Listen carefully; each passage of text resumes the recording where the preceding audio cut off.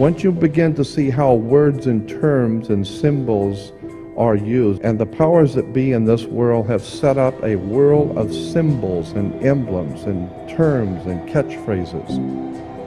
Once you understand how this system works, for the first time, the world opens up to you. All of it is right in front of you. But if you don't understand what the words are and what the words mean, you're never going to figure out how this stuff works. There's a very sinister, frightening, interesting symbolism that has been imposed upon this country, and the people have no idea in the world what's going on. And I will guarantee you, no matter how educated you might think you are, I will guarantee you, you have no idea in the world how the world actually works. You need to understand that when even on your check, when you're writing a check, the place where you put your name on a check, look at that line, what you're signing on, and get a magnifying glass, and you will find that's not a solid line to sign your name on. That is written, it's a typewritten sentence that's been honed down to microscopic size. Get a magnifying glass and read on a check what is said where you sign your name. One of the most interesting symbols in Druidism was a magic wand. Magic wands were always made out of the wood of a holly tree, made out of Hollywood. And we're still seeing the magic of the wood of the holly tree. Hollywood. Hollywood. Motion pictures, television. I have discovered many years ago that words and magical systems dominate the world that we live in. There is, in point of fact, a magical matrix at work. I've always been interested in the occult. Occult is simply a word meaning hidden, and so much of our powers in this world and the way things work are hidden. And the more one looks at this subject of how the world actually works, you begin to see that there's a magical system, and I'm telling you, there really is a magical system dominating the world of the Western civilization. And for 1,000 years before the Roman Empire existed in Northern Europe, basically Western Europe, there was a magical priesthood called the Druids. And the Druids still even exist to this day. And it was a very legitimate political, social, educational, religious institution dominating Europe for thousands of years. And they were referred to as the Druids. They were actually from the Phoenician Canaanite system in the Middle East. The Phoenician Canaanites formed the basis for the ancient Druidic system, and that's even older. But in the ancient Druidic system, there were many powerful symbols and emblems. One of the most interesting symbols in Druidism was a magic wand, like Merlin, a magician with his magic wand. Magic wands were always made out of the wood of a holly tree. It was made out of Hollywood. And we're still seeing the magic of the wood of the holly tree. Hollywood, motion pictures, television. And once you begin to see the symbols and realize that the symbols for the national coats of arms for countries, the flags, the seals, the presidential seals, the emblems for the logos and emblems on corporations, especially the corporate emblems for motion pictures and television companies like Columbia Broadcasting System. CBS has the eye. The Colombian system goes back to the Colombian faction of the Illuminati back in the early 1700s, not the late 1700s. And you begin to see why space shuttle is called Columbia. You have Columbia University, Columbia Pictures, Columbia Broadcasting. Columbia is a very interesting word, and it's connected to the Jesuits. Once you begin to see how words and terms and symbols are used, and of course symbols are extraordinarily important in world affairs. all of a sudden it opens up, as I said, a whole new perspective on how stuff is happening. Let me give you an example of how words, my friend William Henry says you put an S in front of the word word and it becomes swords. The words are swords. They are cutting things. Humans are word responsive creatures. We respond to people's words. When you begin to see how words are used, let me give you an example of the magic. Why do you have to go to court? You go to court because you play basketball on a court. You play tennis on a court. How do you play tennis on a court? You play with a racket. Why? Because the people that develop it know it's a racket. That's where we get the term. Consequently, you need to understand that the words which are used by the systems under which we live are not by chance. In a court, the whole idea in a court is to put the ball back in the other guy's court. So this team of attorneys, they stand up and throw the ball back at the other team. Now the ball's in their court. They have to get up and throw the ball back into that court. The judge wears a black robe. Why does a judge wear a black robe? Well, the same reason Catholic priests wear black robes. Rabbis wear black robes. You wear a black robe. For many years, young people graduating from university and college wear a black robe. What's this stuff with a black robe? Let me give you an example of how this stuff works, and it's a very quick example. There are two basic kinds of law under the law of magic. There are two kinds of laws that govern the earth. One is called the law of the land, L-A-N-D. And we've heard that term, law of the land. Why do you use that term, the law of the land? Because that's where people live, is on land. But there's an opposing law which is far more important, far, far more powerful. It is called the law of water. It was developed under the old Druidic system in Europe, which can trace its history back through the Roman Empire, through the Vatican, and ultimately back to the Phoenician Canaanites in the Middle East, of what we today call Phoenicia. Cana was called back what we call today Israel and Lebanon. Syria, that was called Phoenicia, Cana. And the Phoenician Canaanites, so the very word Cana, which we've all heard in relation to the Bible, Cana is a Phoenician word meaning bankers, merchant bankers.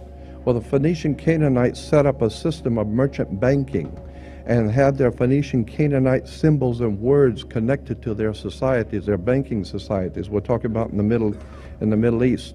And then through the Greece, and ultimately through Rome, and then into Britannia, and ultimately into this country comes an ancient Druidic Phoenician Canaanite magical system of finance, education, and all of it is right in front of you. But if you don't understand what the words are and what the words mean, you're never going to figure out how this stuff works. We all have a cursory understanding of what we think is going on.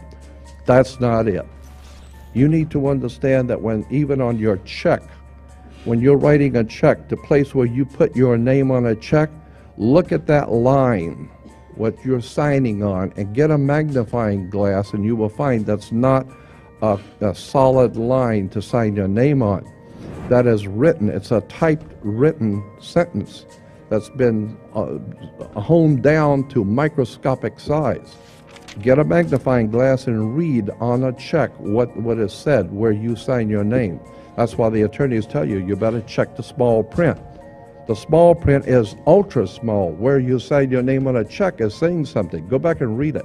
You need to understand that according to the old Phoenician Canaanite system, which we call today our judicial, educational and judicial system, there is no law in this country or in the Western world, no law, federal, state, county, city, commercial, it makes no difference. There is no law on the books anywhere in this country that applies to you as an individual creature.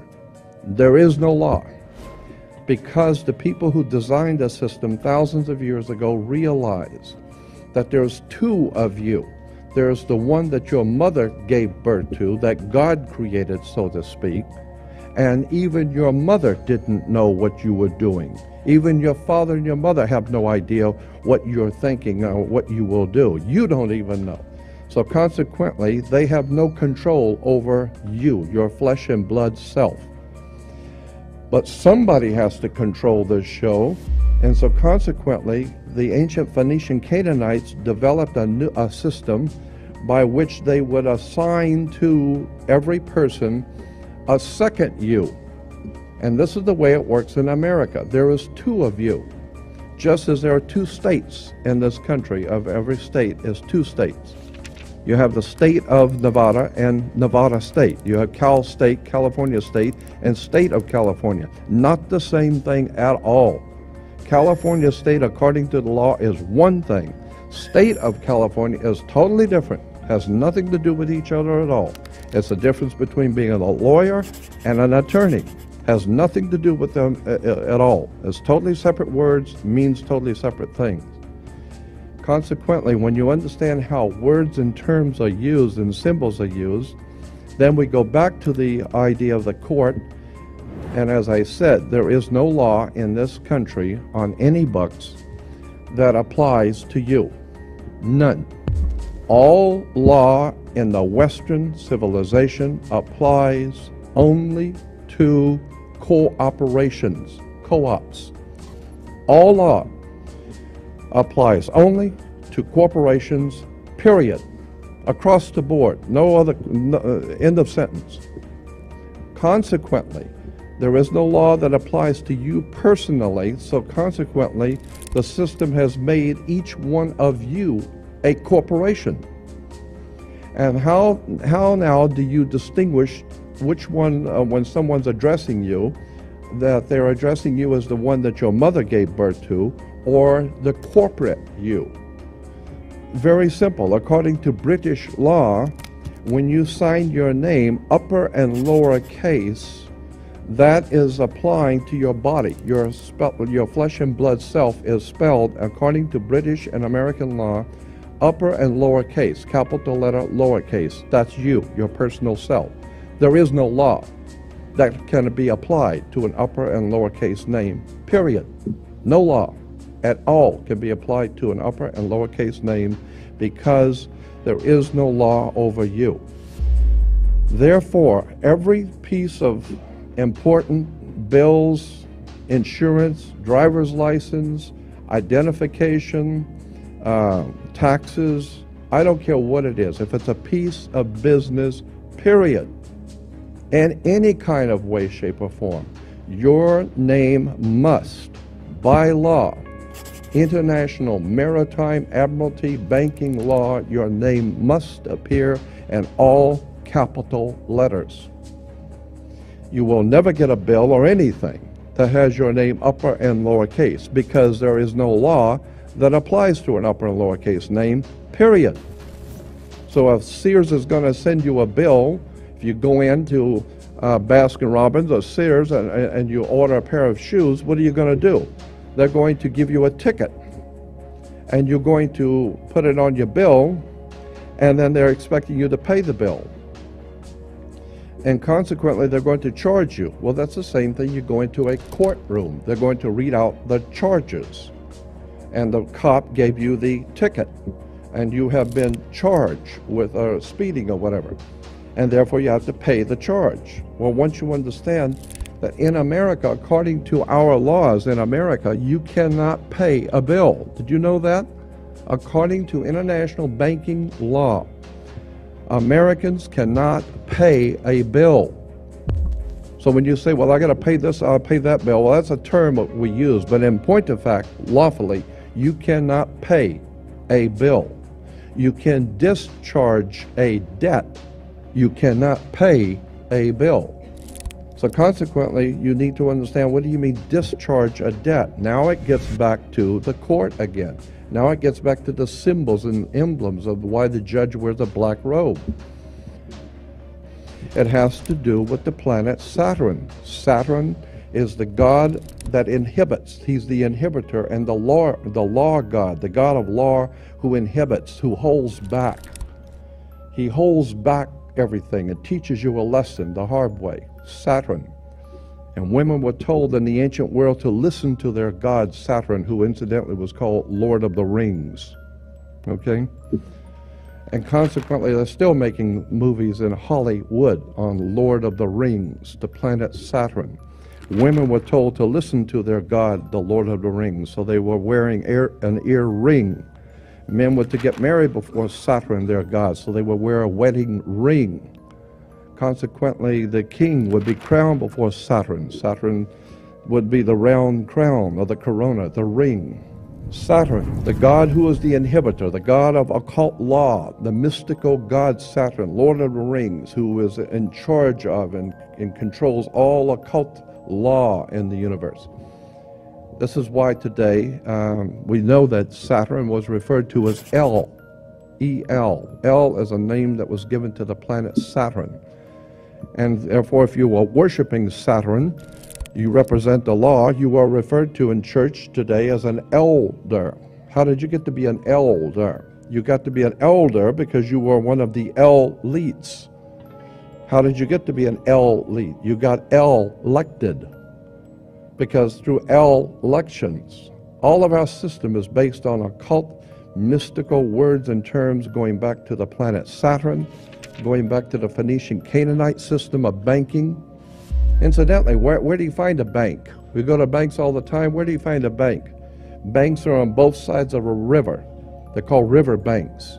What does a river bank do? It directs the flow of the currency. Your money is referred to as the currency.